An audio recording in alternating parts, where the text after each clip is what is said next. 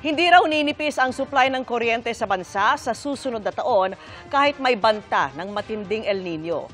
Tiniyak po yan ng Department of Energy kalakip ng paalala sa publiko. At nakatutok si Cedric Castillo. Dahil sa El Nino, posibleng mas mababa kaysa sa normal ang mga pag-uulan sa mga susunod na buwan, ayon yan sa Pag-asa. Bunsod niyan, kabilang sa mga senaryong nakikita ng Department of Energy, posibleng maging mas mababa ang supply ng kuryente mula sa mga hydroelectric power plant na nakadepende sa level ng tubig.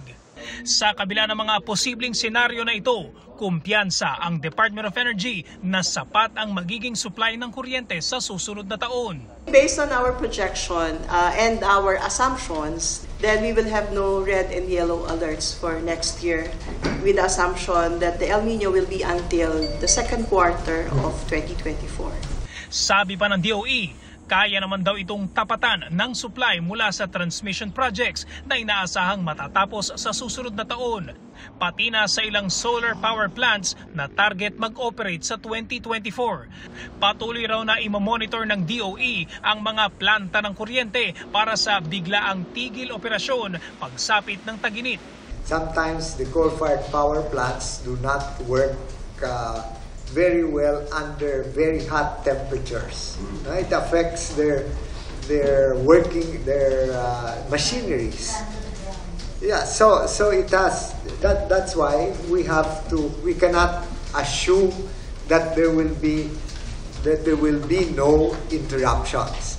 But we should try to minimize the interruptions by making sure that there are alternative plants that can come in.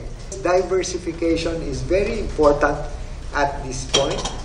Sa datos ng DOE, naitala ang pinakamataas na increase sa demand sa kuryente bunsod ng El Nino noong taong 2010 sa Luzon.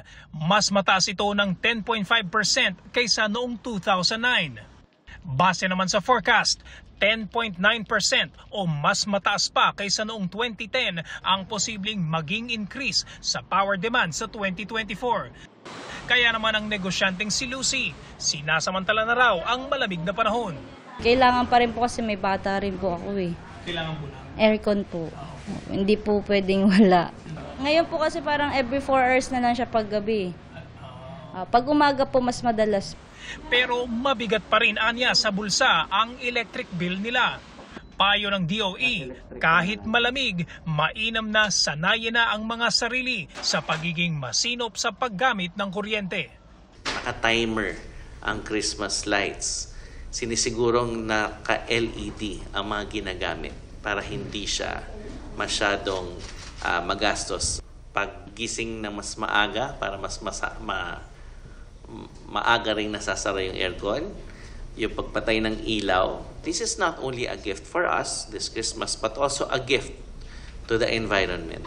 Para sa GMA Integrated News, Cedric Castillo, nakatutok 24 oras.